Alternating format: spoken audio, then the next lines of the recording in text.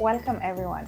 Today I want to talk to you about healthier options for natural sweeteners, and I want to start with the healthiest type of natural sweetener, which is stevia. Stevia is a plant that looks like this.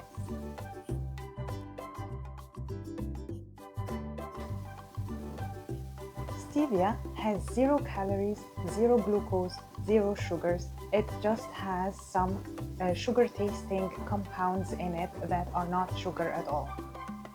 The chemical compounds in the stevia plant interact with both our bitter and sweet receptors in our taste buds, and that's why it gets this famous reputation that it has a bitter aftertaste. The most natural form of stevia is stevia leaves powder, and it's available in health stores, but it has this bitter aftertaste that a lot of people don't really like.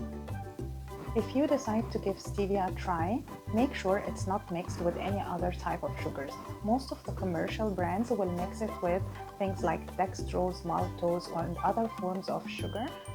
This will make the blend higher in calorie and can have an effect on insulin response, while stevia on its own doesn't have any impact on the insulin response.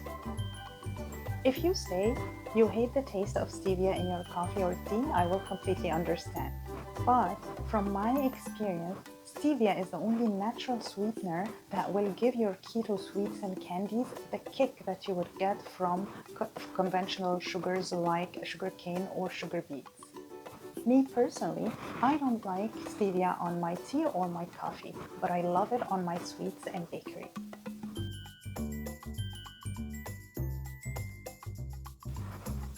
Stevia is also available in many other forms like drops or powder.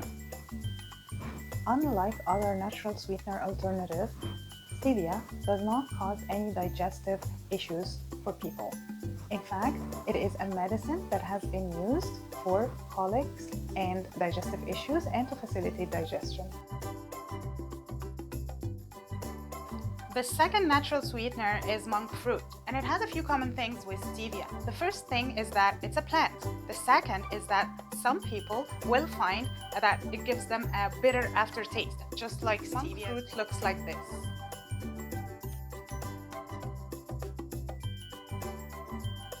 Monk fruit does not cause any insulin response. It has 0 calorie, 0 net carb, but it's a little bit more expensive than any other natural sweetener. The plant has been used by Buddhist monks to treat some digestive issues, hence the name monk fruit. Like any commercial food in our grocery stores, monk fruit can be altered by adding some sugars that will elevate the blood sugar levels or will have a high glycemic index and strong insulin response. So make sure your monk fruit is either mixed with sugar alcohol or does not have any additions at all. Third natural sweetener is erythritol, and erythritol is a sugar alcohol. It has the lowest glycemic index as well as the lowest calorie count among all other sugar alcohols. Sugar alcohols happen naturally in plants, so they are a natural source as long as they have not been heavily processed. It also has similar taste to sugar, and the advantage of erythritol is that it doesn't give the aftertaste of bitterness like stevia or monk fruit. Unfortunately, like all other sugar alcohols, erythritol is indigestible by human beings. Therefore, it doesn't provide a lot of calories and does not elevate the sugar blood. However, if you consume too much of it at once, it can cause bloating and gas and some unrest in your digestive system.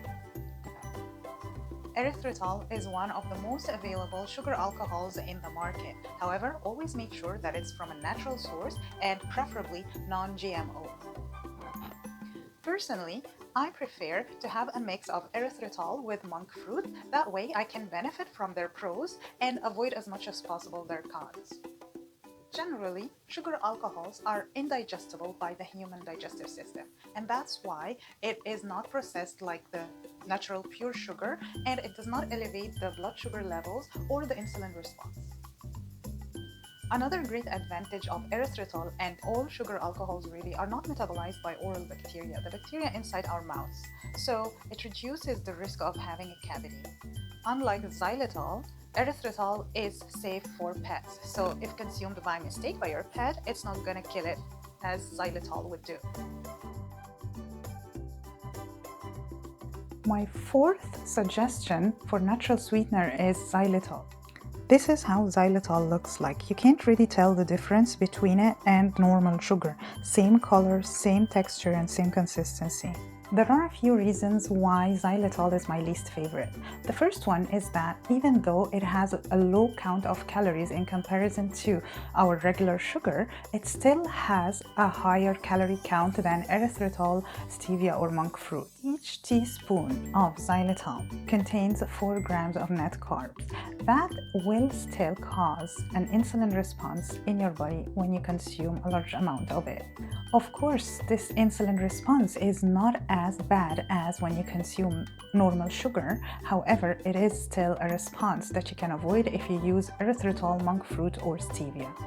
The second reason, and the most important for me as a pet owner, is that xylitol is extremely toxic to pets. So if you have pets and you're worried that they might snatch the piece of cookie, avoid having xylitol at home. Besides the fact that xylitol is the closest it can get to the taste and the texture of the normal regular sugar, xylitol has also a very important advantage. It kills oral bacteria, the bacteria that grows inside our mouth and causes plaque or cavity. Xylitol, like any sugar alcohol, will cause bloating and gas if consumed in very large amounts. You can make an amazing natural mouthwash by adding 1 teaspoon of xylitol to a little bit of water, stir well until it's completely dissolved, and gargle with it for a few seconds after you brush your teeth. In my opinion, xylitol is still a much better option than normal sugar.